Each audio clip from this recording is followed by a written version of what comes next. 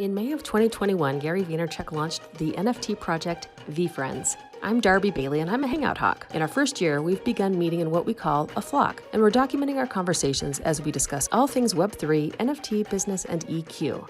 I invite you to listen in, be your own Hawk to our Hawk Flawks, and we'd love to know what resonates. Let us know what part you liked best in this video or audio. Hey, we get to come play. I was talking to Julian about his project because I was picking his brain about metaverses and code and engineers, and I didn't realize that I'd made a separate Zoom for that. So it's okay, Darbs. We forgive you. It's my fault. It's all good. Fill us in. What's the latest on that? Yeah, Julian, tell us what's going on. Something happened today, right? You launched you teased something today. We are announcing our second collection, which will be like tinies. So it will be like 3,000 NFTs will be divided in 5 categories. So fashion, sport, music, art, and the lifestyle. And each tinies will be an access to the category. So it will be an access to the category selected. So it will be like threads, like a fashion. So it's like the first clay one. So I will like reveal like the first one like in 1 hour. So I have to write the post. so yes, it's crazy, and we also have like the first opening ceremony that I hope will happen like in three weeks. I hope it will be ready for weekend, and it's not weekend, it's like 1 week after weekend, because it's in the process for that. So it's the clay one, so it's like, you know, the before the reveal of the first tinies, and it will be like divided in the 5 categories. And for instance, fashion will be like something designed with sneakers, something designed with clothes, something designed with bag and all that stuff. And sport will be all the sports well known, such as NBA, basketball, Formula 1, skate, and all that stuff. So we want to make it in high quality, and to gather more people in our universe. That's so cool, man. That's cool. He was just telling me that they're building it with Unreal Engine. I'm asking them about how they're building it. I'm excited. We participate in that. Yeah, so of course, but there is I don't know if you have if some of you have an RG Pass yet. It's on the OpenSea right now. It's the first Genesis collection, and the RG Pass will have access to all the experiences of all the fashion, sport, music, art, and lifestyle, while the tinies will have access only to the experience of the category of the NFT. So yeah, it's like the first. It's only 250. I know Darby was one of the first. Yeah, that one. Yeah, I was also asking him about, like, for people who are launching an NFT like me, they did 250, which is a controllable group, right? And they've got their Discord. Yeah. They can manage that community. Versus a lot of people that off the bat or out of the gate do 10,000. So it was really helpful to talk to him before this call about that approach, right? Building a little bit more bespoke. 250 you can manage, and then you can do another launch or another release after that. Yeah, that kind of goes back to what Gary was saying about launching as many as the demand requires, not, you know, going out and doing 10,000 drops. Yeah, because I'm showing the woman that's working with me right now. I'm teaching her about the space, and I'm showing her a lot of these projects, which is 10,000. I show her VeeFriends, which is more than tens of thousands, and she starts to think of like how much money that is. But then I have to remind her, like, Gary's been around for a long time, so he has the market, right? But if you're building something from scratch, brand new, then building with that many, like 10,000. If you had you sold that many and you're just starting, that's a huge community you've got to manage. It takes resources versus at the actual building. So I think the launch of this is really smart. If you can do it, right? Like, you got to hustle. Yeah. I know I can barely get 10 people to come over to my house for a barbecue. So I know 10,000 NFTs for a community is not going to happen. And also, like, go ahead. No. Let's say 200 is more controllable. But it's also for our opening ceremony. It require us like just to get on board like only like few people, because it's on Unreal Engine 5, and it's the best software to build a high quality metaverse. But it's required like a lot of farm rendering, and it's for that we just want to have a small amount of people first, and afterwards we'll go up. That's cool. Very cool. Benny, did you have a question? Yeah, I have a question. So regarding economics of a small project, because I think that's the only way to do a project is based on your own community. I think it's silly for people to try to do more than what they can handle. But so like with only 250 people, how many people are actually, I'm assuming it's like, your core group of like, immediate influence, right? Some of our hawks, right? Some of the other people that you're friends with, some of your partners or got some friends, right? How many people are actually active in your Discord? Because I know I'm not, because I'm just busy, but like I own a token, but. Yeah, it's cool because there is maybe both. There is 100 people who are active and 100 who are not active. And because we are like launching our second one, we are announcing this today. It will be like 3,000. So the time is, it will gather more people in the space. So the Discord will be like more and more active. So it will like it's. Do we have to be active? Do we have to be active in the Discord? Like, do you do things to where like if you're not paying attention, like we're gonna miss out, or like because that's what I would do with some of these projects.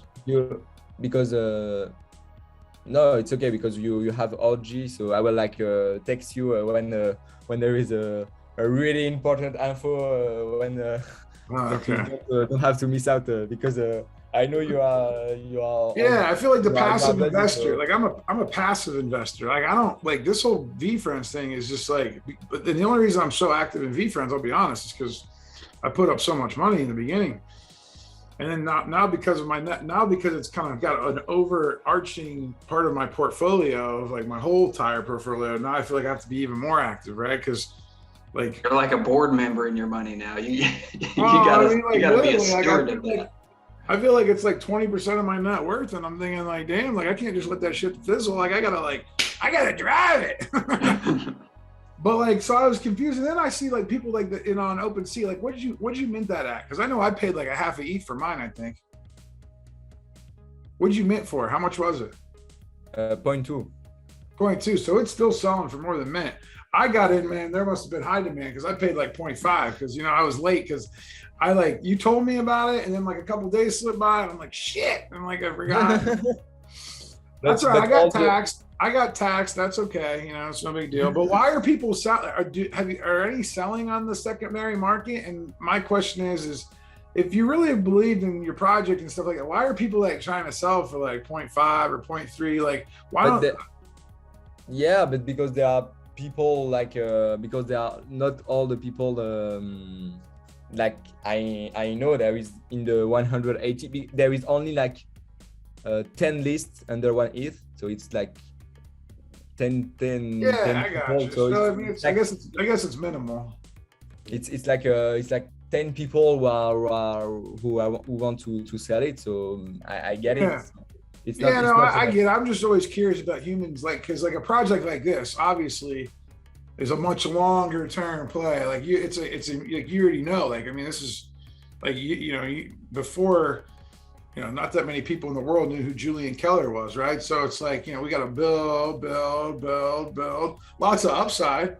So like, I'm thinking like anybody that buys into this project, I'm thinking like why wouldn't they just hang on to it for like 5 years and just almost like just go to sleep and wake up and see what Julian builds? Yeah, I thought about that too. Like there's the top level layer, right? You're passive, you believe in Julian, you buy it, and it's really cool to watch, and you're vested in it. But you're not in the Discord a lot. But then Gary's built this whole like economy under it where people flipping and trading is generating revenue for him. Like I feel like there's a concerted effort for VeeFriends to do that, which is a net positive, right, for VeeFriends. But for me, if I'm like thinking I can't approach a project that way because I can't maintain like running a community and trying to get them to like stay that active. Like maybe gamifying it somehow, like plasma bears could work, but it's definitely a different approach. Because if you're building like land, you're not building a gamified space, and you're so early, like you're focusing on the quality of beauty, and like high-end real estate. That's beautiful. I showed a buddy of mine the other day. I just met, my girlfriend's got a friend, and her husband or her boyfriend builds stuff in the metaverse now. And I was showing him your project, Julian. Remember I messaged you? It was like 3 in the morning. Yeah, it was 4 a.m. in the morning. I always forget. I always forget, like you and email, man, like on different sleep clocks than the rest of the world. I was so jet lagged. But that's all right. And yeah, he was just saying your quality is out of this world. He said a lot of stuff is being built right now with subpar quality. And he said he doesn't want to be a part of anything that's subpar quality. But yeah, I'm excited to see what you do next with it, man. I'm proud of you. Yeah, thanks a lot. So we Glad you're a Hawk, so we get to like have front row tickets to the early dev of this whole thing. It's like really just, it's cool alpha for us. Yeah, you know? Especially for like people like me, Matt, and Emo, you know, who are just like a bunch of sales guys. You know what I mean? Like we're just, you know. Yeah, I don't know how to do this stuff. We don't know how to do any of this. I don't know what's, I forget. Spence, what's your background? I'm actually in the car wash, gasoline, mini mart business. Are you more of a salesman or more of like an operator, get your hands dirty, like figure out the details? I worked at, hands-on for a lot of hours for a lot of years. I'm going to be 63 in July, so I'm easing up a little bit, and also have done pretty well. You're a good-looking 63-year-old, my guy. Hey, thanks. I work on it, man. I'm at the gym 6 days a week. Hell yeah. You're looking good, man. Yeah, I was just Thanks, curious bro. what your background was. Because I know Darby, I feel like Darby can float in both worlds. She can Darby's like very can get super technical and build stuff. And then she can also like be the front man and market and sell. And then I burn out, and then I burn out, and then I go again because it's really too much. Burn out. You're off the radar for like 2 days and then bang, 100%. Like I got to get some work done. Yeah. Darby leaves it all on the field every day. That's what I admire most about Darbs. Oh, thanks, man. Yeah, I don't know. Like I woke up this morning, like my brain is fried. I've got meetings. Yeah, just keep going. You guys motivate me. I got Darby on our Twitter Spaces on Sunday night. She got to make an appearance and did a little chat. Awesome. Yeah, that's great. Benny, you are crushing it. I also would I was in one of your Twitter Spaces as well. You and Sal. I think, as you know, you guys have just such a great rhythm, and it's such a good show where you guys are heading to with that. Also, just your fucking Facebook, like you're just driving pitch black. It's 5:30 a.m. Let me go on a rant about contractors, and for 15 minutes you're going on about contractors and how they're doing shit wrong, and you can get stung with their customer service and all that sort of stuff. But yeah, like wow, just like as you're driving, folks, like hopefully focusing on the road. Just going on and you did a similar thing when you were doing the Twitter space with Sal, just your business acumen and understanding and content, man. Wow. I'm loving it. I'm loving it. Really, really great stuff. So thanks. I didn't know about Facebook. I'm pulling it up. Is this the one you're talking about? Yeah, that's the one. 15 minutes ago, I talk about roofing contractors. Man, I'm energized. I know it's. There's a little shout out here. Yeah, we got to check this out. Cool. I didn't know about this. There's my personal page has got really most of the fun stuff. Like that business page that stuff's all ran by my company, and my company kind of does some of that. That's the first video I've actually shared of me on my personal page, on my business page in a while. Yeah. Because I don't want my customers to think I'm too crazy, but that was an important message I wanted to tell them, because they're starting to get taken advantage of, because they're feeling the squeeze. And then they start to sacrifice, because they're worried about saving money, and then they pick out bad contractors. So yeah, that video, that sort of stuff, it's like production quality is like production level is like there's nothing. It's you in the car, middle of the night, so there's no production at all, and it's just one continuous rant, one continuous spiel. But in terms of the quality of content and the importance, anyone who listens to that, anyone who listens to it goes, yeah, fuck, I want to use this guy. And I've done that even before, like when I go back to Australia, sort of, you know, twice a year or whatnot. You know, I was looking for a local gym, local CrossFit place, and this one guy jumps on YouTube and he's like that, you know, he's just grabbing his phone, he's running in the park, and he's like that full energetic psycho kind of stuff. I'm like, this is the guy I want training me, right? Production quality is not important, but like you just resonate and go, yeah, this is it.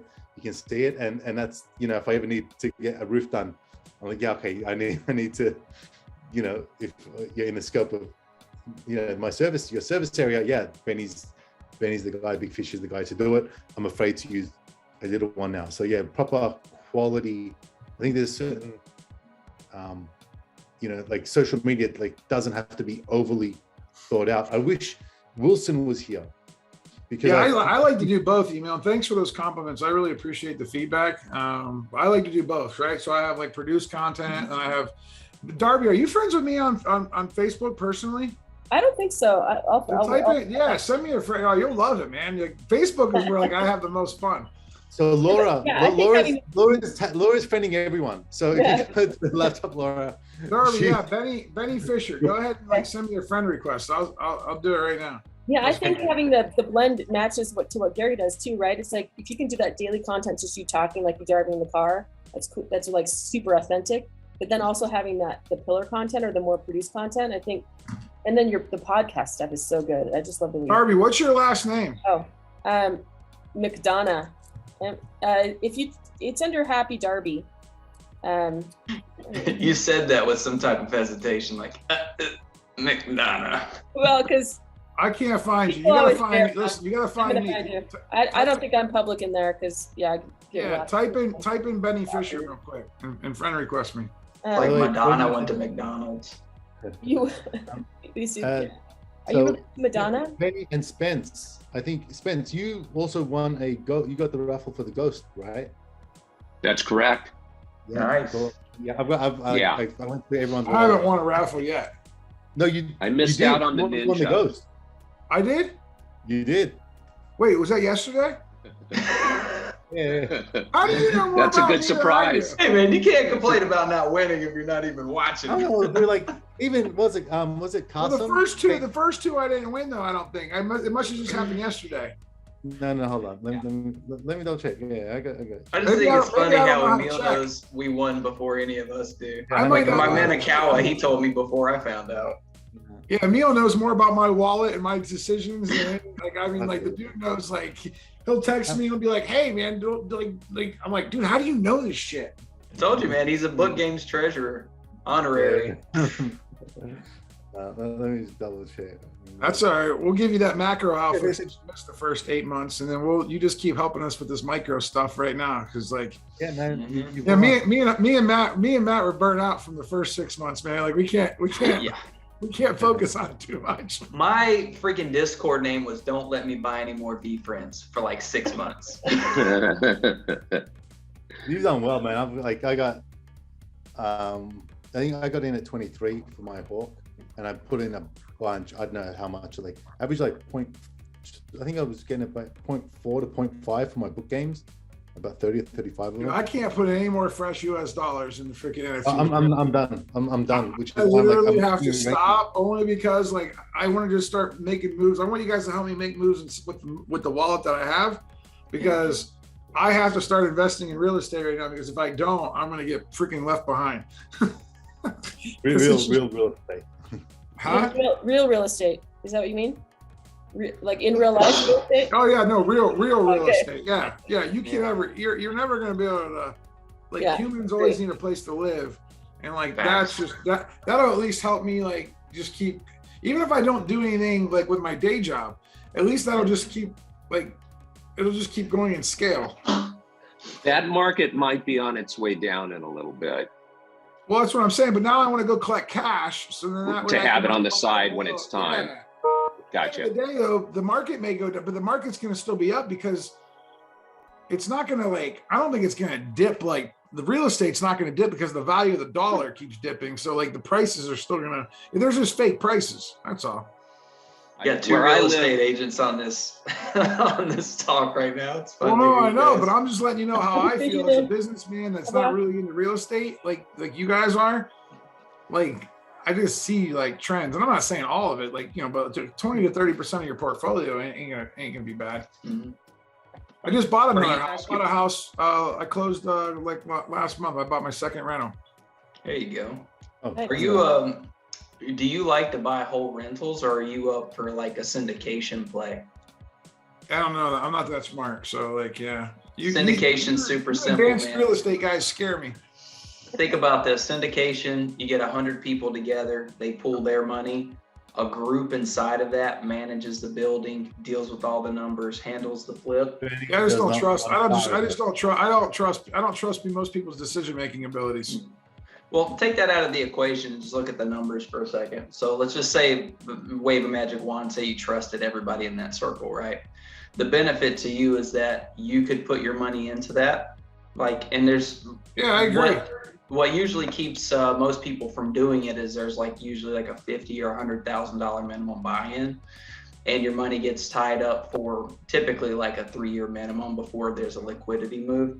But you know, annualized return of 18% on that $100,000, you don't have to worry about tenants, toilets, evictions, any of that stuff, and it's essentially like a guaranteed return. I understand the model. I just don't know if that model's for me at my current level. And I also don't. It's one of those things. It's kind of like the way that people are scared about, you know, NFTs and crypto and stuff. It's like, it's scary because you haven't gotten to the point that you're really ready to like open it up and look at it. But I would tell you that it's becoming a lot more. I think the model is beautiful. I think it's a beautiful model if everything's run. But there's a lot of then there's also constraints and constrictions, right? So like once you put it in, right, like you have to really like, all right, it's like money that goes poof for a little while. And because I'm like always in entrepreneur mode, like for my houses, I could go sell it like tomorrow if I wanted to. That's true. Like just sell tomorrow. I could sell these NFTs tomorrow if I wanted to. What usually makes these things a little bit more attractive is that, yeah, a guy like yourself that's running a full-on business, like you said, you're a passive investor. What's great about these things is you just drop your money into, I'm not selling you on this, by the way, but you drop your money into it. You don't have to worry about all those things. You just get the check in the mail. Plus you get all the real estate write-offs and tax incentives. I agree with that. But because I have 60 people that work at my contracting company and I have 9 people in my office, like the guy that's helping me run my company is setting up systems and processes to actually basically just, I guess, self-manage, even though I don't want to me personally, Ben Fisher, the person, can't manage shit. Like I can't manage freaking doing laundry. Like I can do like, I can lead people into like a battle, and I can like pump everything up, and I can sell shit, and I can like inspire people, but I am not ever gonna be able to take that phone call. You're right, I ain't gonna be able to take. But because I have all these people sitting around half the time, maybe they're not doing anything. You know, what's one phone call? Well, one of my service guys has got to go out and fix a, you know, something. So I told my guy that I will self-manage the first 10, and after that, I want to get out of I want to get just a property manager, because then that's just taken away from the company doing the other what we're good at, right? Which is you know, roofing, siding, gutters, and in a couple of years when you get 4 or 5 of those, and then you realize how much you have to manage your managers, and give me a call and I'll talk to you more about syndications.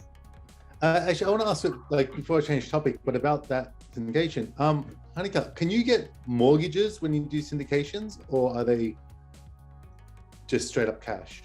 They're typically straight up cash. Because you'd be like getting a mortgage for the down payment for a mortgage. It would be weird. You could you could get a business loan if you had really good credit. You had a really good business banker. If the business plan was really good, technically you could. But usually in these deals, correct me if I'm wrong, they're not looking for like, you know, they're not looking for all the money. You're like one little piece of it. So like if you you know, if you can't come with 25 grand, 50 grand, you're probably like, how are you going to get a mortgage on it? You know what I mean? Like, because you're still going to have the down payment money on a mortgage anyway. Yeah, no. So my perspective is is like one of the benefits of buying just a standalone, or like, you know, what Benny wants to do, not in syndication, is Benny, are you doing a cash purchase, you're thinking, or? Oh, I mean, my first house is already paid for. It was a cheap house. It was like a $50,000 house that I get like $700 a month for. And then my other house that we just bought was 180. I put like 30% down, so I'm really got good equity in it, and I would probably be able to rent it for $2,000 a month. My payment's $1,000 a month. Yeah. And the next one you want to get also the leverage financing. I mean, I will always put like, 20 to 30% down, just because I always like to have a good, strong asset. And I like the equity. Plus, it's a way for me to park cash. Even though a lot of people will say try to use other people's money, and you can use hard money, and you can do some of this other stuff. But 70% is good. I'm a little old school. Yeah, no, I think. But you can't scale as fast because it takes time to be able to stack up the down payment money, right? But then I'm in an income situation. So in this house, like, I'll be able to rent it for $2,000. I got $1,100 payment.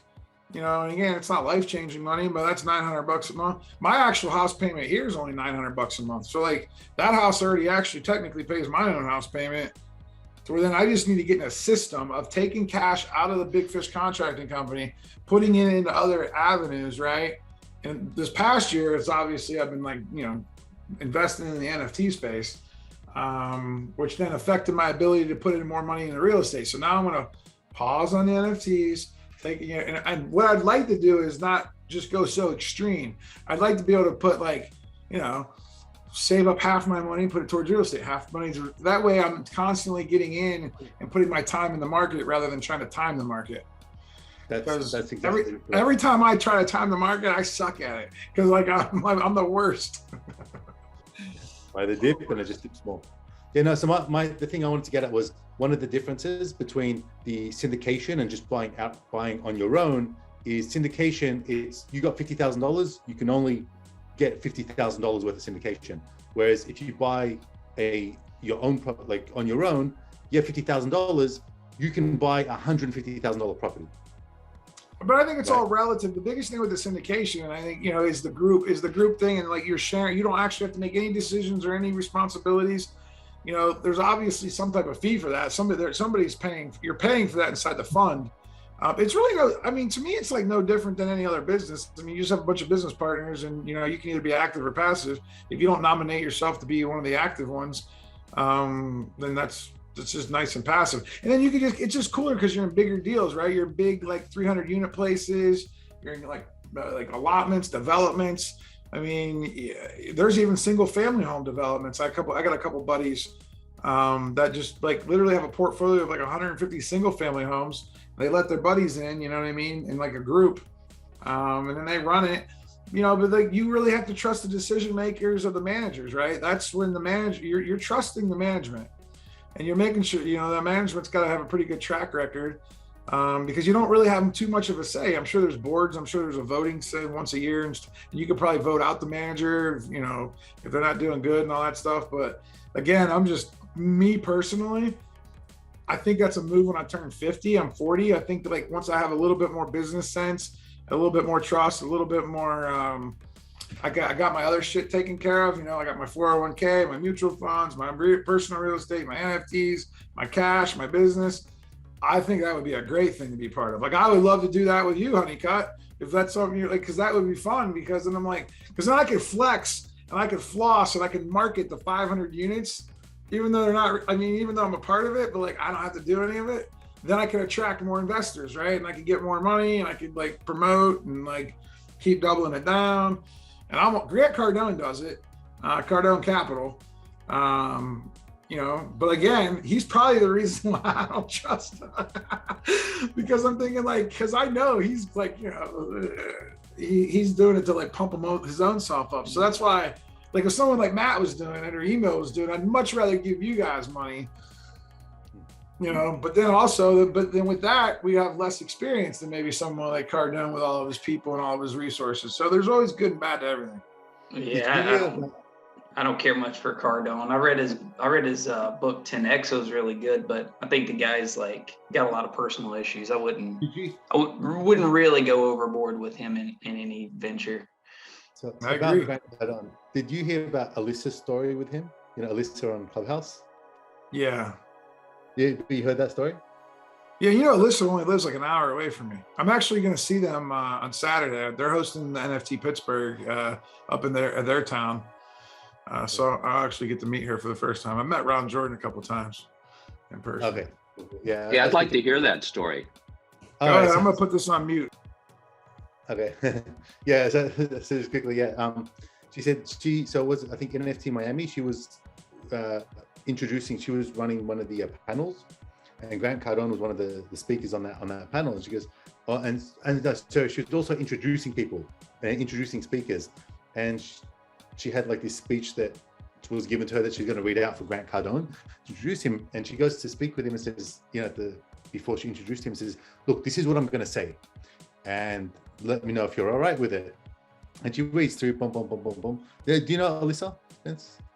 Maybe not. So she's on Clubhouse. We always speak to, but she's a lawyer and into sort of VeeFriends and a lot of the women, world women, and that sort of stuff.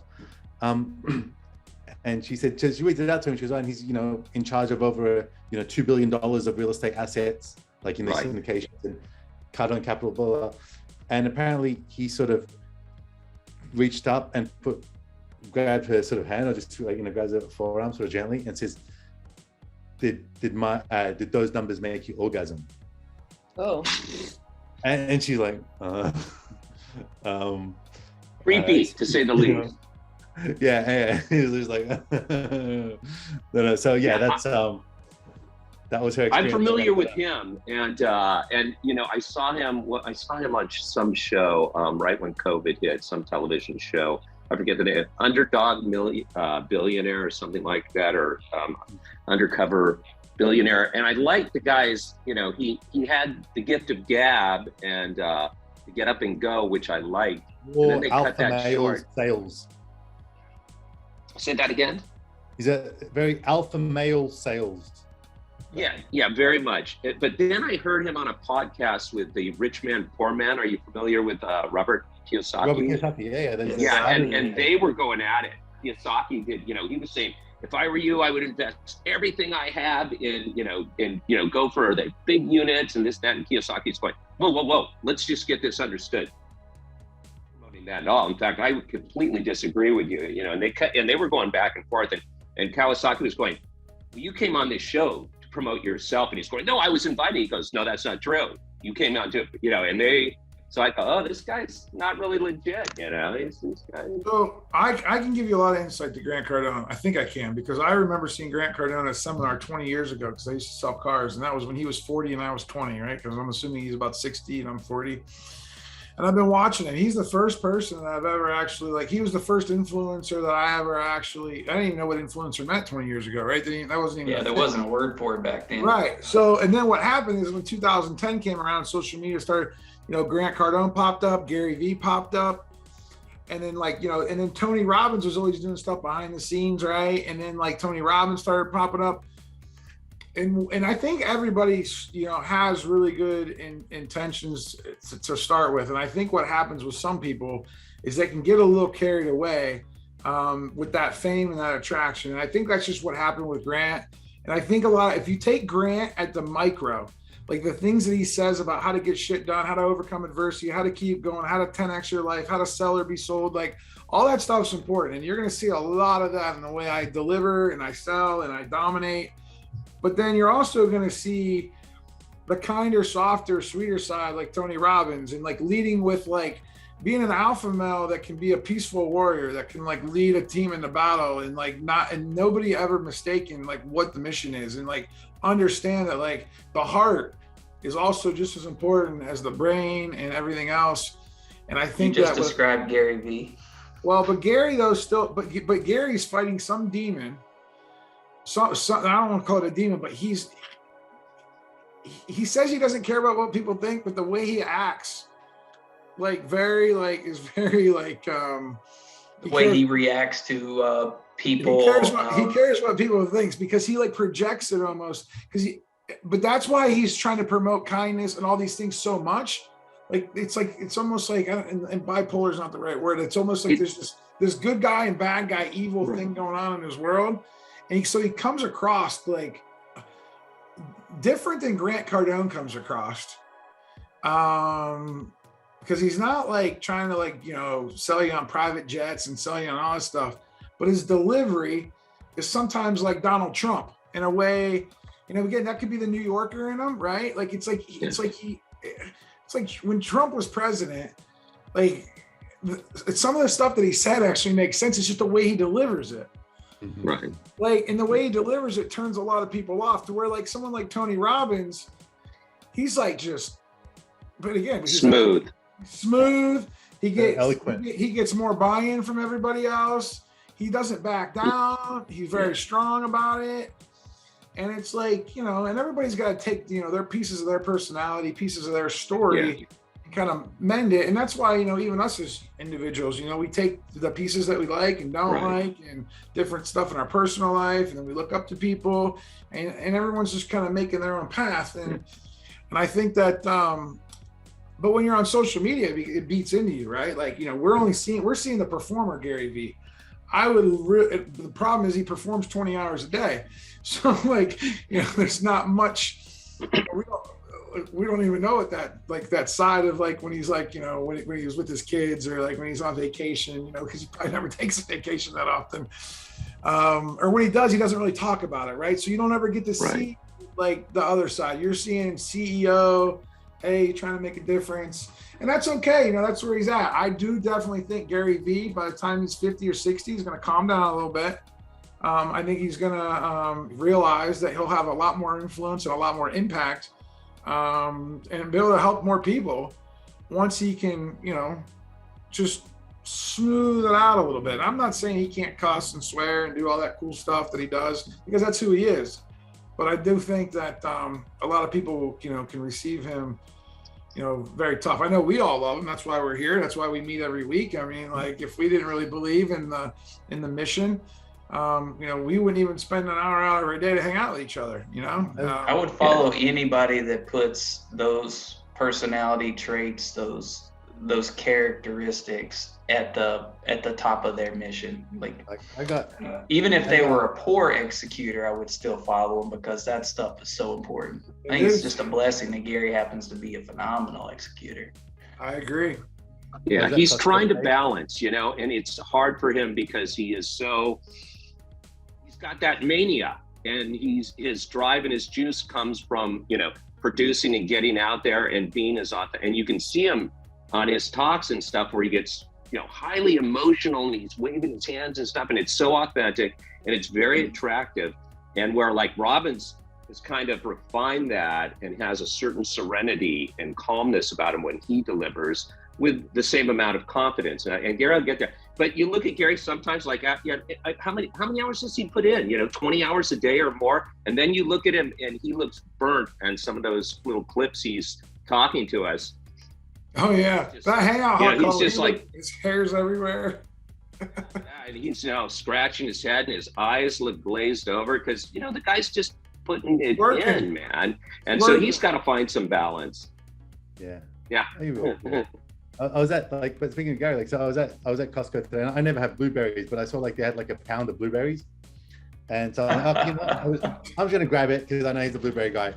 So anyway, I'm almost finished it, and like, I had it today. I was just been munching. I go, oh, these are actually pretty good. So I think I'm gonna be shitting like a Smurf tomorrow. Picture it didn't happen. Picture it didn't happen. Have you met him in real life though, Gary? I met Gary in real life, yeah. Yeah, okay. I met him at a book signing once in Australia. And just the moment I sat down, I was with my sister, she stuck me into like the VIP section. She's just got good hustle. Anyway, so we go there and sign his book. But the moment that we're there sort of lining up and go to the book signing bit, just that moment when he looks at you, he's just fully present with you. He's sort of calm, like completely different to the brothers. And even the calls, right? That we have, the Hawk chat. He's just present with you in the moment, and you're the most important person. Yeah. Right then and there. Yeah. We had that same experience in New York. We got to meet him just for a couple of minutes to shoot a TikTok. So we slid in between things, and we sat down with him, and like, we're talking to him, and he looks down at his phone real quick and sends out a message, and he goes, "I'm sorry, can you repeat what you just said? I want to make sure that I got that." No. You know, I was like, damn, like, this dude is, you know, he's worth billions. He didn't have to do that, but he wanted to apologize because he felt like he offended us for looking at his phone for obviously something that was very important, because he just got out of a huge meeting.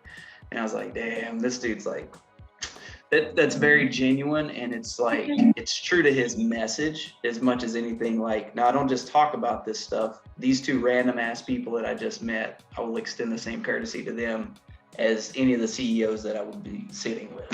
Yeah, he's highly dominant, and what happens with highly dominant people? Because again, I'm one of them. I know what it's like. I have a high D. My D on the disc is 95. My I is 100. I have 100 I.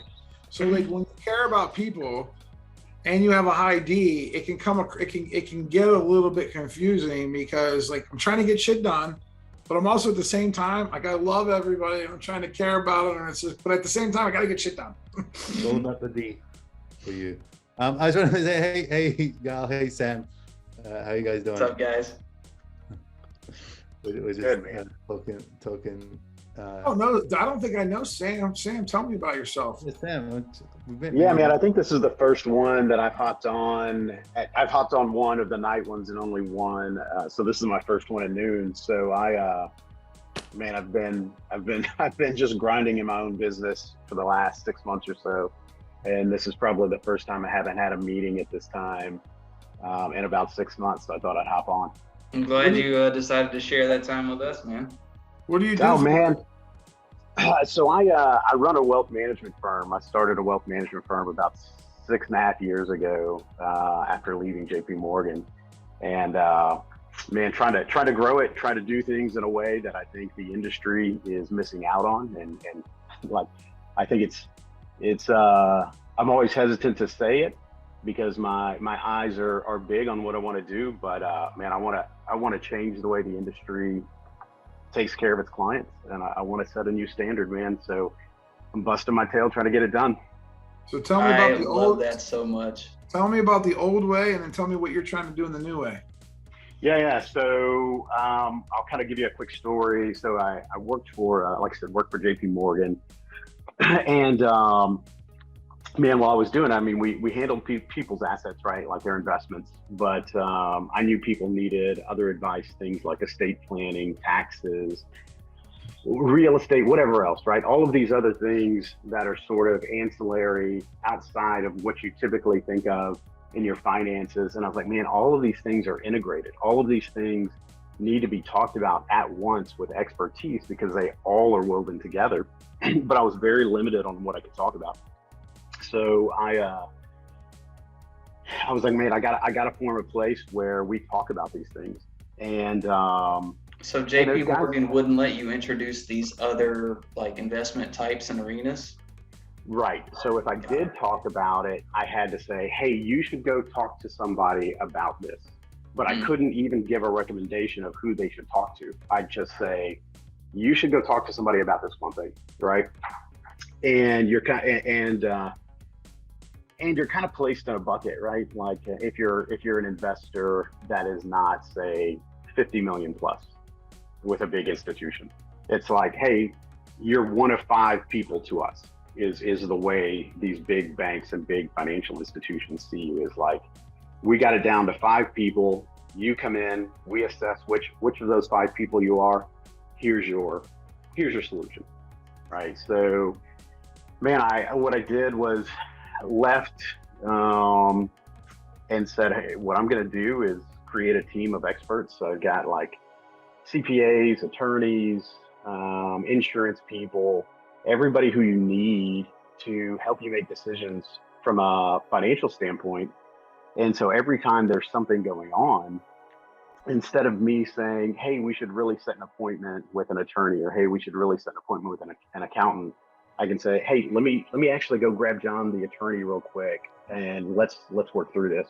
Or if you're a new client, I say, okay, once I understand everything that's important to you, it is like, okay, well, here's the things you're not thinking about, or here's the things that you may think about sometimes, but you're not relating them to your financials. So let me talk about how they all relate. And if we can create a cohesive plan, how we can make your life much, much better.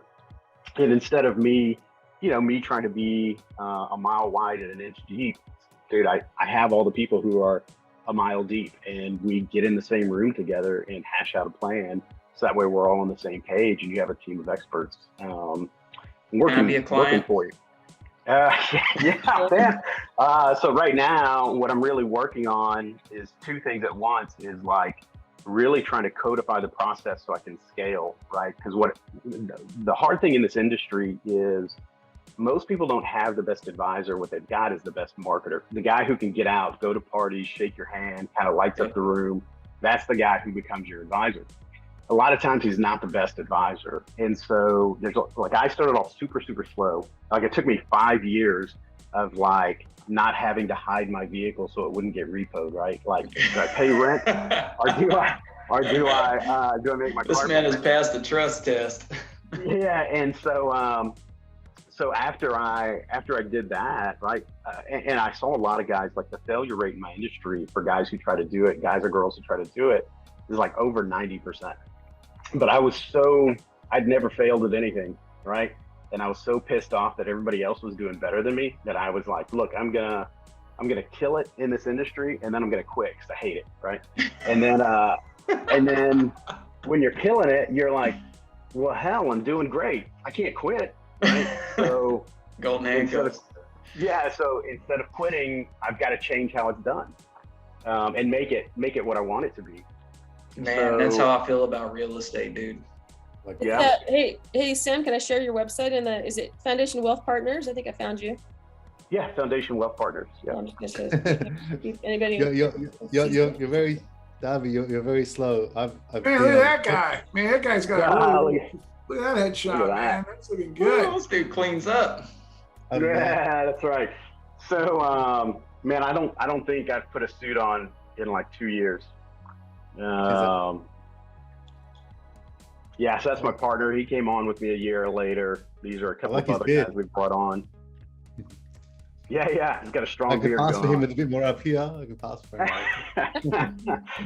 on. What organizations are you plugged into now, Sam? Team.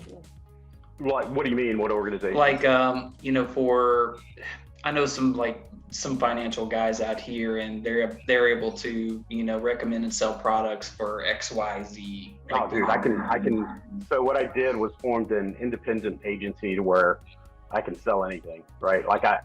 It truly is find what that specific person needs, right? That's awesome.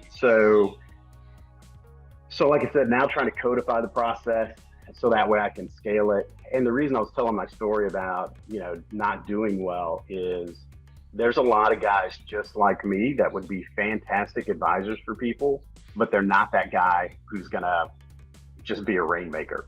So my second piece is trying to figure out how to market myself in a way that attracts more people to the business, that I can find these guys who would be fantastic advisors. They just don't know how to get in front of people, and I'll solve that problem for them, right? Like I'll take care of the marketing, make sure people are coming in the door, that you're getting in front of people.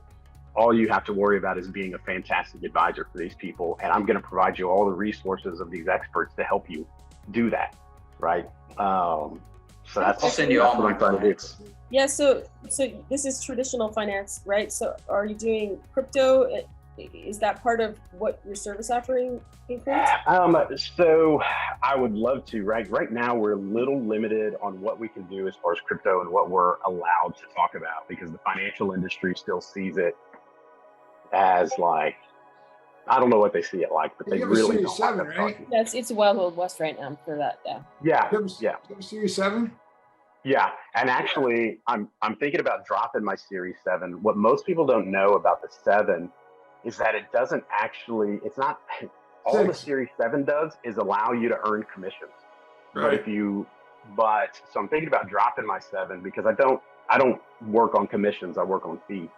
And so dropping my 7 helps me step away from some of the overreaching regulations of the SEC. So for example, like I have a podcast, I do these weekly webinars, all this stuff, right?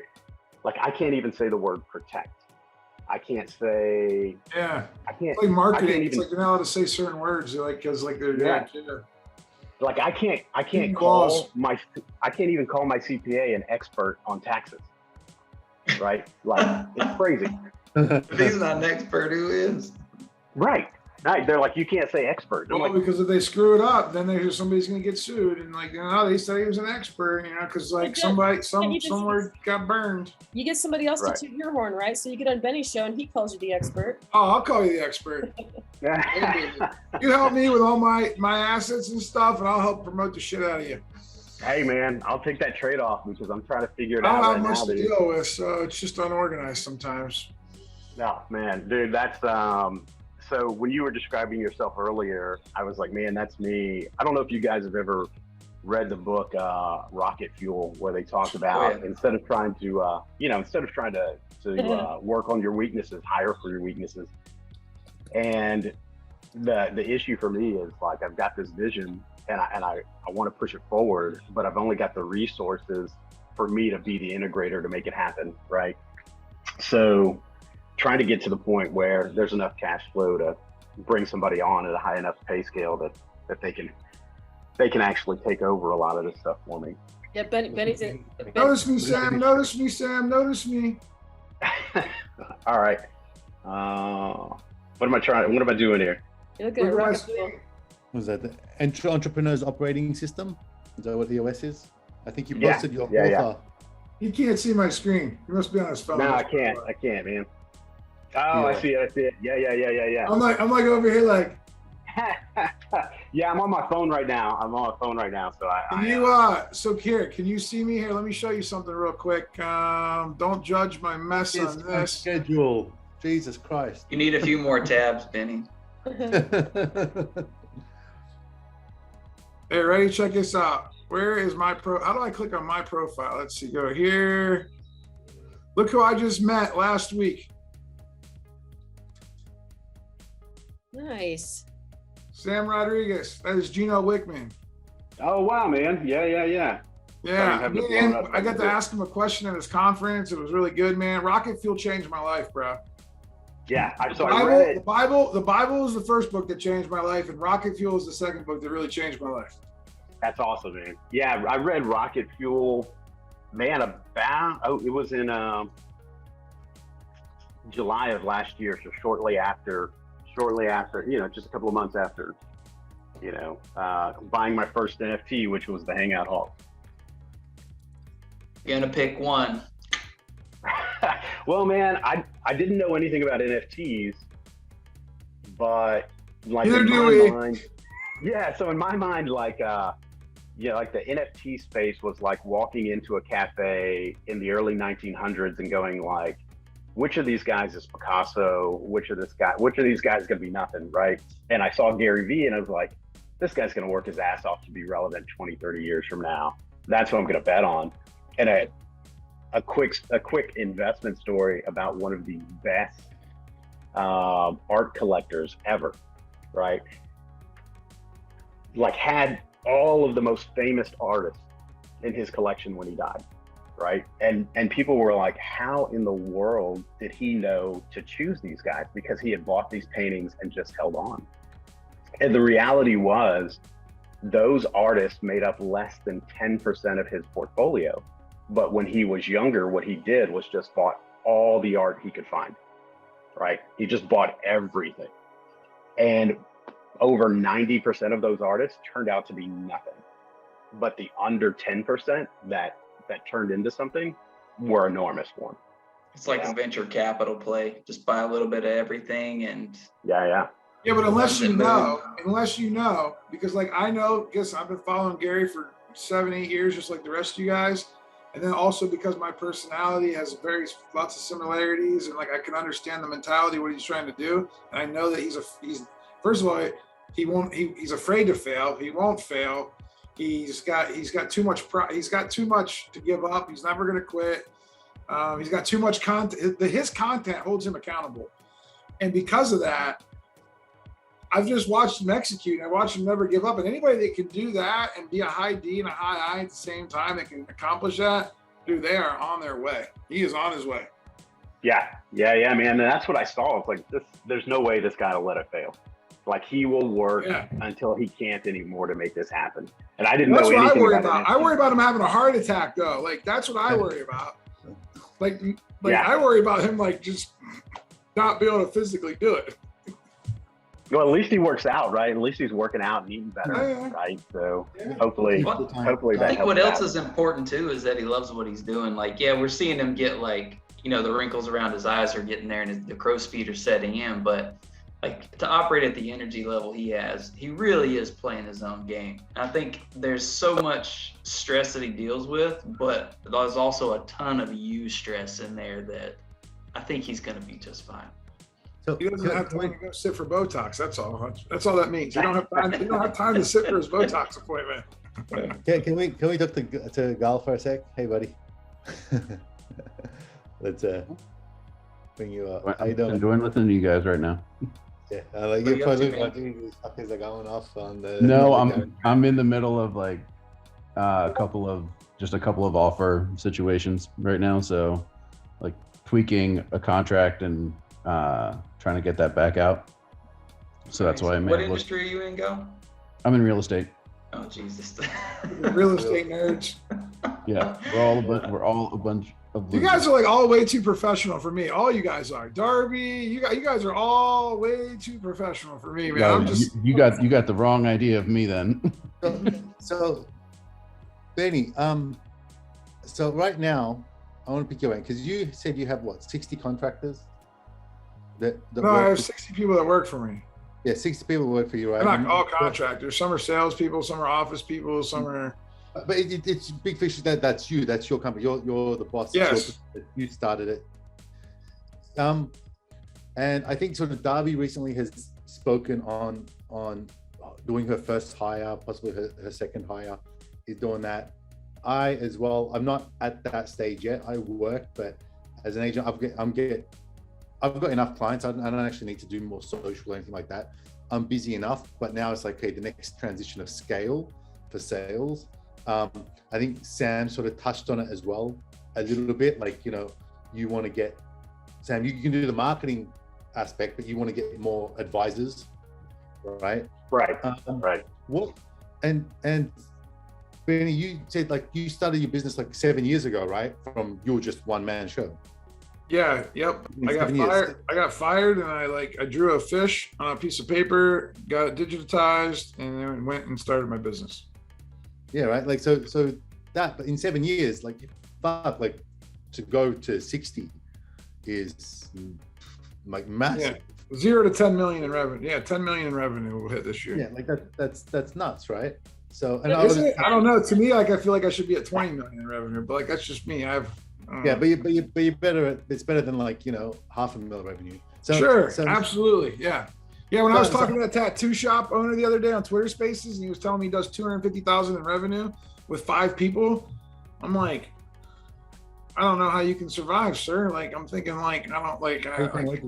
I was like, listen, I said you should, but he was having fun though. So you want help hiring somebody, huh? Well, that's one. Well, sort of just the business growth, not really hiring. But curious, so I'll just, Handicap was sort of gone for a second, so I'll just mention to him what I said.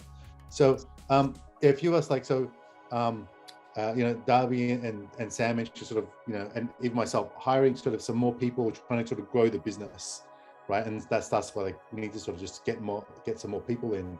I don't know about your situation, if you're looking for more staff or whatnot, but Benny has gone and goes, well, I'm not sure about your situation, but Benny's had started basically his business 7 years ago from just him, and now he's got 60 people under him. Like what the very early stages of hiring your first, like say the first 5, right?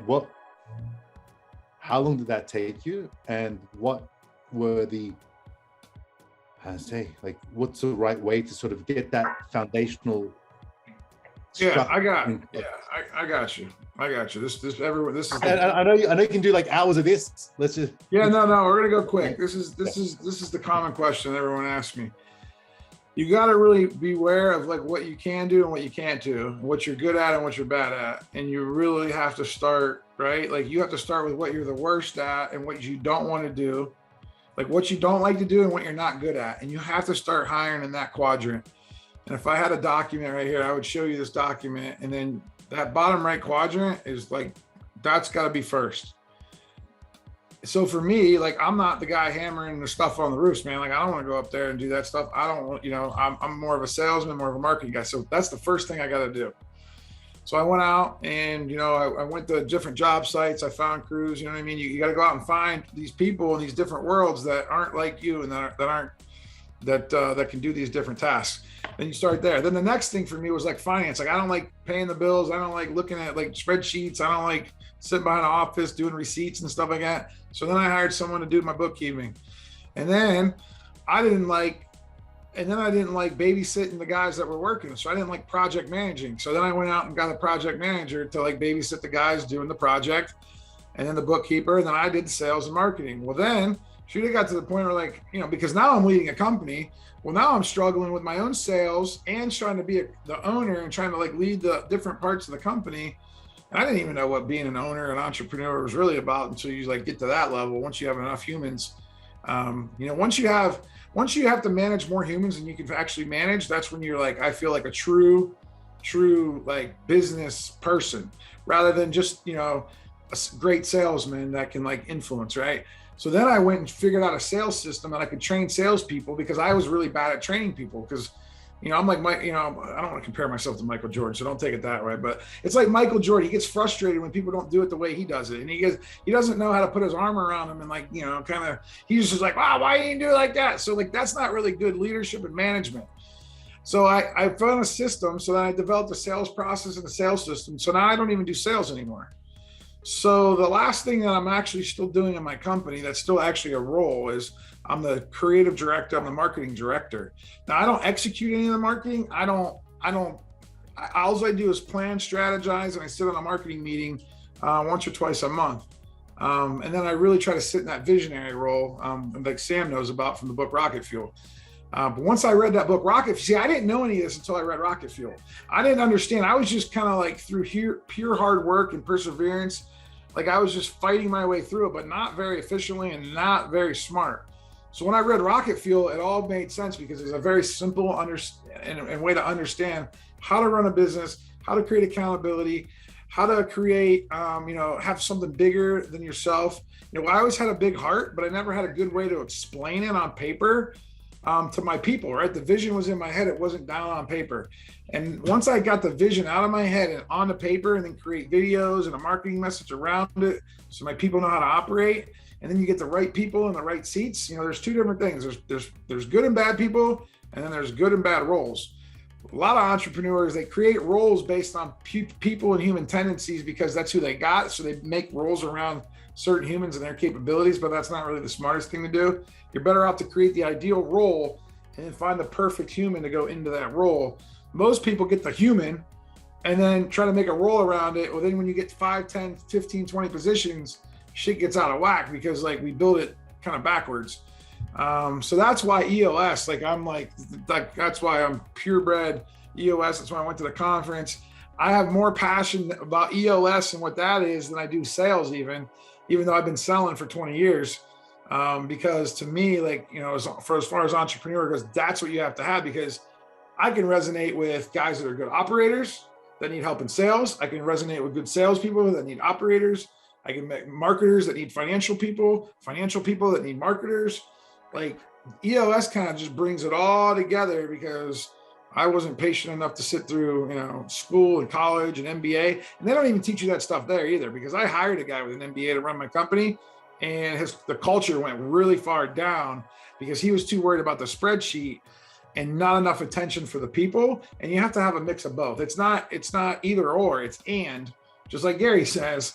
And that's why it's so important to have a visionary and an integrator operating at a high level, doing what their God-given abilities are to do. So I don't know if that helps you or not, but that was my 5 minutes. I just want to jump in, because I've tried to start, I have started to varying degrees of success, different tech companies, right? And 2 in the past decade on my own. And I think it's key to know what you don't like doing. Even if you're good at it, if you don't like doing it, don't do it. Find somebody else to do it. Because I was hiring engineers, and I was definitely hiring them, software engineers, and I was fitting them in a role, but I knew more than them. So I know how to code. So I was trying to get them to be the engineer when this current hire I have is a people person. She can't code for shit, and it doesn't matter because that's it. So there's a little bit of struggle there when I talk to her about like the architecture and the software, but that's fine because she's doing the people stuff that I am not good at. Like she's the HR person. She's going to help onboard some interns who are software engineers because that's what I learned last time. Like I love coding, but I resonate with everything you just said. I also want to say that I plan to use EOS, but I'm using Atlassian, which is a software task management tool, and I'm using it because that's what I use for myself. And I'm like, I've just got to get her in here and have her start working, and we've got to make it happen instead of trying to reinvent the wheel. But eventually moving to the EOS system, because I was like, if I have to move all my tickets over, all my tasks over to EOS right now just to get her to work with me. No, let's just get her in. Let's see if we like working together, and I'm going to give her the stuff I don't like doing, and then we'll slowly like move along. It's definitely possible to migrate over afterwards because our whole company, I mean, you're talking like 45 people. Kyle moved all over to EOS over the course of about a year. Okay. Yeah, and I know we need it. Like I just talked to Julian. All of their founding team, they all code. They're all they're all doing some software engineering. And I have to keep reminding her that's what we need to hire. We need to hire engineers. I need a people person that can like help manage like the people and get that stuff out of my like. Yeah, you need an integrator. Yeah. So integrators are hard to find, right? Like you would think 4 to 1. Yeah. 4 visionaries. There's only 1 integrator out there. Yeah, it's difficult. It is. I know a fractional guy that helped me like when I was on my journey because I had to fire my CEO, the MBA guy, and then I was like 3 or 4 months without anybody, and I knew that was going to be bad. I hired a fractional guy. It cost me $200 an hour, but he only worked like 10 hours a week, so it wasn't like the end of the world. But he really helped keep like my team in line because he was able to manage them. He wasn't doing the work. He was literally just managing the work to make sure that they were holding themselves accountable and doing meetings every week and just staying consistent. Because like the book, How to Be a Great Boss, if you want to try to at least understand what management's like, that book by Renee Boer, and I actually met Renee, is an amazing book if you want to become a manager. But for a visionary, it's a good book because I can hand that book and say, listen, this is a really good way to how to manage people if you're struggling. So you can either hire expert managers right off the bat, but some people can't afford that, right? Or you can try to take people and kind of guide and lead them and try to coach them up. And because I'm not a manager, Darbs, and it doesn't sound like you want to be a manager, it's like it's struggles for us because like we already don't like to do it and we're not good at it. But we love people. Self-management takes as much energy as I have. You have a team, and I love people. You want them to be happy. You want to give them the tools they need to do their, Yeah, and most managers aren't visionaries. Yeah. Like it just doesn't, like they want to be said, hey, here's the mission, here's the goal, go out and do it. They're how people. So like you always want to figure out who first, and then figure out how you're going to do it when you have the right who. Mm-hmm. That's Dan Sullivan, strategic coach. Yeah, thanks for asking this question, Emil. Yeah, it's good. But Emil, back to you. I have the perfect answer for you. One of my best friends is a real estate guy, just like you. I shouldn't say just like you. There's nobody just like you, Emil. Well, that's what I'm saying. He's not just like you. So he's in real estate, and he's built a team. And he retired from the Army like 2-3 years ago. And he's got a team of 40 people, and all of his information is public. He trains people. He shows people how to do it. And if that's what you're trying to do, I would always encourage everyone to start with your why.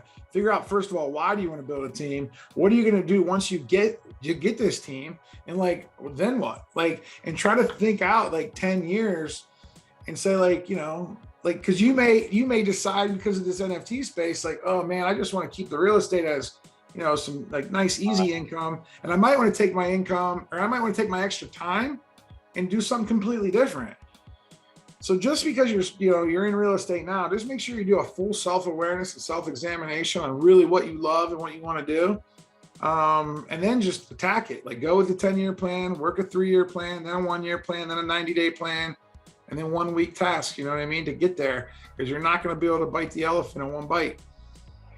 Yeah, especially like you don't want to say, I want to build a team so I can make more money, right? Like that, right? You want to know like what is it that you're really trying to build and why? Because like doing this, I know for me, like the last 6 months has been a lot of like just kick to the balls, right? And the only thing that keeps me going is knowing what I want it to look like 3, 5, 10 by the time I die.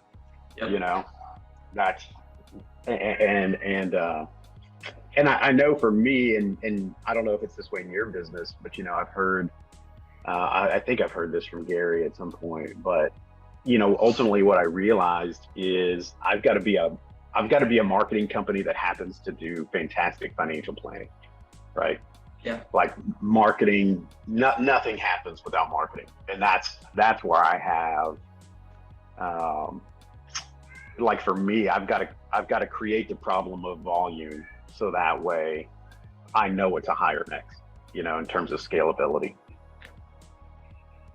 I'm at that point where I've got sufficient volume that I can be very financially comfortable with still having lots of free time. And it's a nice balance, but it's like, it's that sufficient that you can just plateau and be complacent. Yeah. You're like, now what?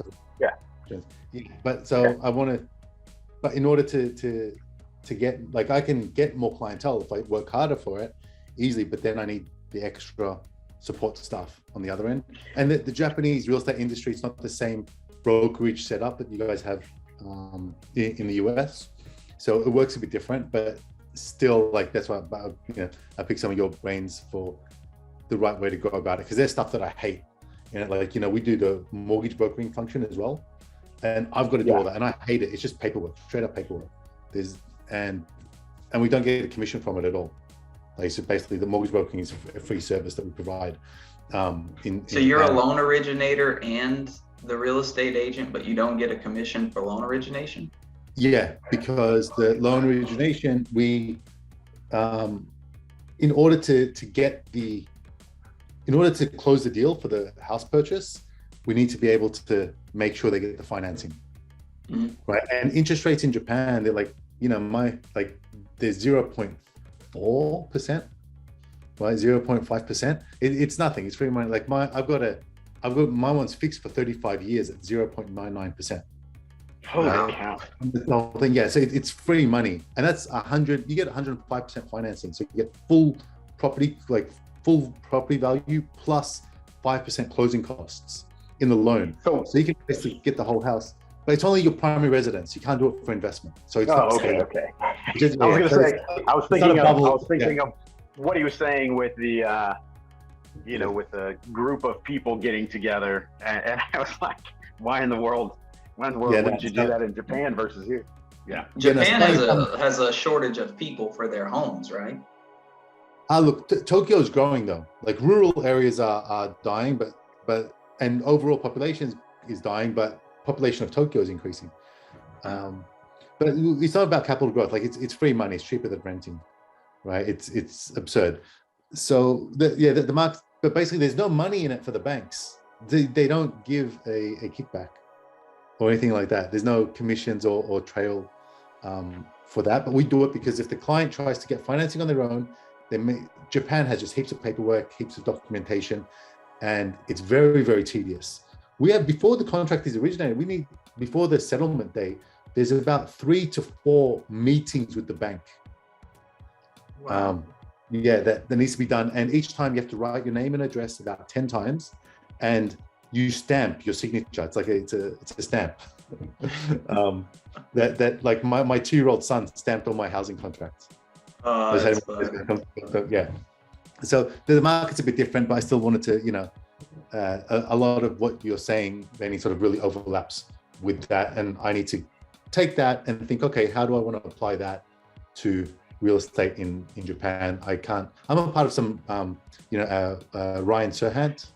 Like Serhant. Yeah, so like Serhant, yeah. Part of it's like 1,000 yen a month, like to $10 a month for his group and his thing. So I'm part of that group. I don't jump in any of the Zooms or anything like that. But yeah, there's a lot of the US stuff is not directly applicable, but it's still good just because they have hustle and drive. So that's why I'm a part of that too. Benny, those books, the Rocket Fuel and the EOS, I know they're the same author. Traction. Okay. No, Gino Wickman pretty much. I think he wrote Rocket Fuel Attraction, but he always has co-authors, you know. And then like How to Be a Great Boss was written by Renee Boer, I think. Gino Wickman, and then the EOS Life. All you got to do is go to EOS.com or EOS.com. I don't know what it is. EOS. Hold on a second. Let me look real quick. They'll have all the information on there. Well, which one do you recommend as the first? Because I'm just going to. It all depends, man. Like what kind of person you are and what kind of mindset you have. I would say for you, do you like a bigger book, or do you want more details, or do you want more of a high level to get you kind of excited and then go? The high level for starters. It'll be an audio book. Just into. I would say Rocket Fuel is a good book to start with, then, or EOS Life. Here, you can read the EOS Life because that's like the ultimate version of like where you want to be, and then that'll get you excited about figuring it out. Then you can go backwards, right? So EOS Life, he just wrote like, I don't know, 6 months ago. That'll kind of give you a mindset of like what it would be like to live your ultimate, you know, the whole reason that we all started to kind of do our own thing is to live this ultimate life of like purpose, right? And I feel like if you read that book, EOS Life, that'll get you on a good path. And then you want to, Rocket Fuel's all about the relationship between visionary and integrator. So someone that has the great vision for their life, but then needs someone to figure out how to get there. You know, and then book Traction's like the Bible. It tells you exactly all the things that you need to do in your business to kind of get there. And there's a lot. So that's why it can be overwhelming a little bit. And, you know, I read Traction 5 years ago because someone told me to do it, but it didn't make sense because I didn't have all these problems in life. I didn't have all these problems with people because I didn't have hardly any people. You didn't have no people to have problems. Yeah, so it didn't really make sense. Well, now Traction, I read Traction, I'm like, like, dang, it's so easy. You just got to do it. And it's not easy, but when I did it, and just to tell Sam, I had a leadership team of, you know, probably 5 or 6 people. Not one single person made it. I have a whole new leadership team, man, because like they couldn't figure out how to get on board, man. And that's okay. You know, there's going to be, you know, nice thing with you guys, you don't have much, you don't have a team, right? Like it's just you by yourself right now, right? Yeah. So, but for me, I've got several people, but some of the, you know, the hard thing is I'm constantly having to replant the vision. Like that's a lot of my work with the current team is like, hey, do you have an implementer? No, I don't. Oh, see, so that was big on me, right? So I had to hire an implementer because I knew I wasn't gonna be able to do it with the people that I had, because it's like Jesus preaching the Bible. Like it's like, oh yeah, like 1 ear out 1 ear. So like, but if someone else tells you about it, it's like they're a lot more open to listen when it's not coming from me. So I hired an implementer. It costs like a real true life EOS implementer costs, I think, 30 grand a year. And again, everybody can't afford that. So sometimes, you know, for your solo entrepreneurs, you got to self-implement, which is I thought it was going to be like I was going to have to hire like a full-time person at like 125, 150 or something to get that done, man. You tell me 30 grand a year. Well, no, like, how does that work? Well, there's a difference. So he's an implementer. He comes in 5 days a year, full days with your leadership team, and you guys kind of work it out and you guys try to figure it out together. The next move is to hire a full-time integrator, which is going to cost you 150 grand a year, right? Like someone that's like, you know, a how person. Yeah. The first guy's just kind of he's a caddy, and then once you figure out like the structural elements, then you bring in the guy that actually is going to do it. Yeah, like on a daily basis. But again, if you have and again, Sam, you're in a higher level business, right? You're dealing with higher level people. As long as they can get out of their own ego and their own way and be really open, you guys could probably get away with just doing the implementer, and then someone on your team is going to figure out, man, I'm the integrator on this team, and then you guys are going to make them the integrator. Yeah. But it has to be like a team. It's got to be like you'll know when it's right, because everyone's going to know. It's going to stick out like a sore thumb. It is going to be so obvious, you know, if you're the visionary and then someone else on the team's the integrator. If there's no clear integrator, well, then you guys go on a recruiting search, and then you guys go to hire someone. You guys do it together. You know, it's not just you making the decision. It's a team effort, right? Like you take your top 2 or 3 people, you let them interview them first, because then they know how to work with you. Because your team's going to want you to have a good integrator, because they know how frustrating it is dealing with you, probably, because it's like you have all these great ideas. You're also trying to integrate and implement. It doesn't work. They're getting pushback. They're going to want an amazing integrator. They're going to want that relationship to really be yin and yang. And if you have good people that care about the team and the company rather than themselves, and you'll be able to sniff it out really quick when they don't care. And as soon as they don't care and you sense it's more about them, get rid of them. I know it's hard, just get rid of them because it's going to be harder with them. That's good stuff, man. Flip that, Darby. Yeah, this is so good, Benny. I'm so glad you're talking about this. It makes me yesterday I was like, should I go back to EOS and look at that again? And so I think this is the answer. Yes, I should. This is what I expect of the Hawks. I know I've been focused a lot on party planning and just the NFTs drops and all that sort of stuff and book games and series 2 and stuff. But Hawks, this is the business. Well, I'd much rather talk about this. The only thing I did the party was for is so we could get some momentum, so we could get together. The problem, I get a little bit worried on the execution of the party. I'm getting nervous because it's like May like 2nd or 3rd. You got 2.5 weeks. And I don't know if I have my red carpet. I don't know if I got the backdrop. I don't know if I got all this. I don't have tickets all the way sold. Because I'd much rather be doing this and let somebody else plan, and do that stuff. And I think the ladies, you guys are doing pretty good, but we still got to tie up some loose ends, right? Yeah, Laura's back from a trip tomorrow, so. And I hate all putting it on Laura, but she's very organized. She's very good. I know. That's what I mean. I need an integrator for the Hawks, and I need somebody to step up that's truly an integrator. The problem is most of the Hawks are entrepreneurs or vision. You know what I mean? They got more visionary in them, and they got things going on. But I'll be honest with you guys, we can take this to the next level if we can find the integrator, because there's a Hawk out there for 15 ETH. We just got to find an integrator to invest in it. Yeah.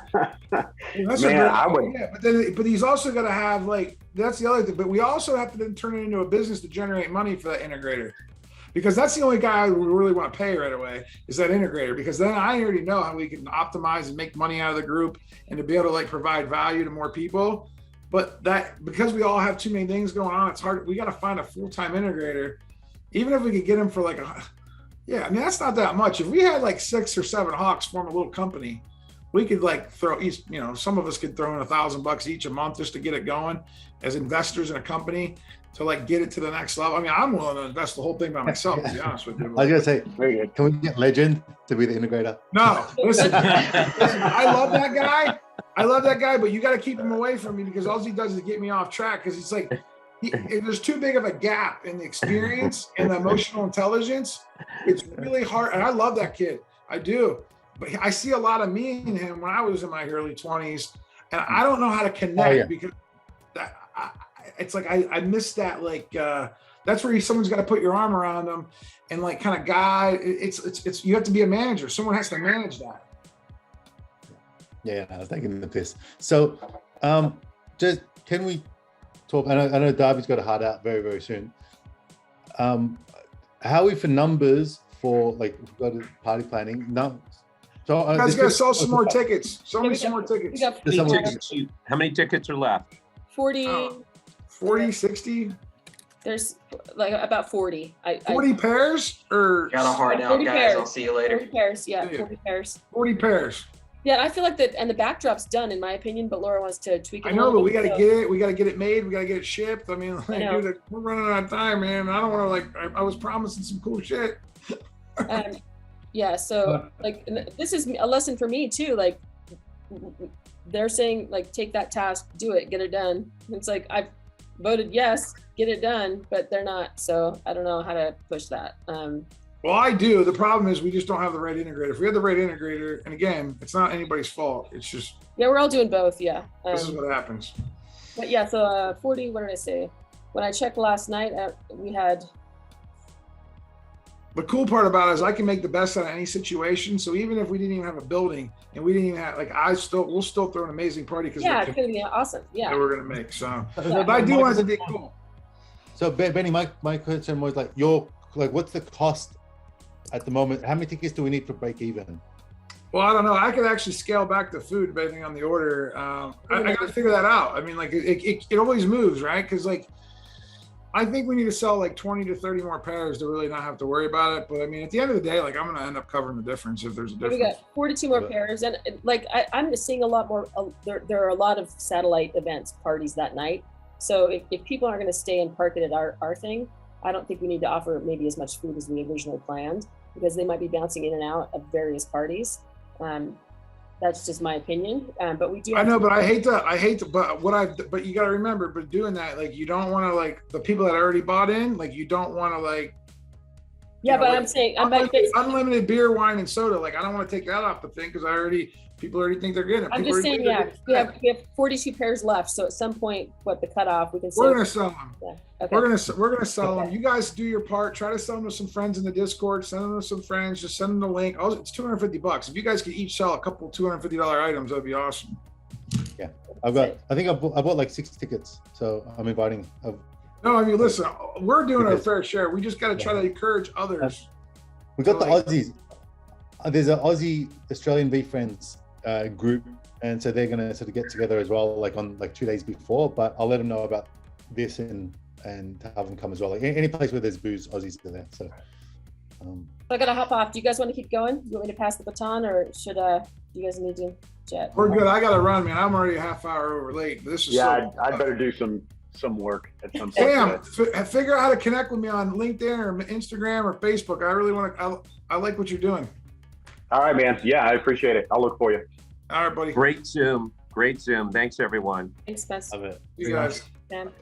I personally am so grateful for you listening to this episode of the Hawk Flawk. If anything resonated with you, please leave a comment and let us know. We'd love to spread the useful parts of this video to help as many as possible. And if you'd be so kind to like and subscribe on all the channels you are hearing this or watching this on, I'll say thank you again, for real. From one hawk to another, Ka.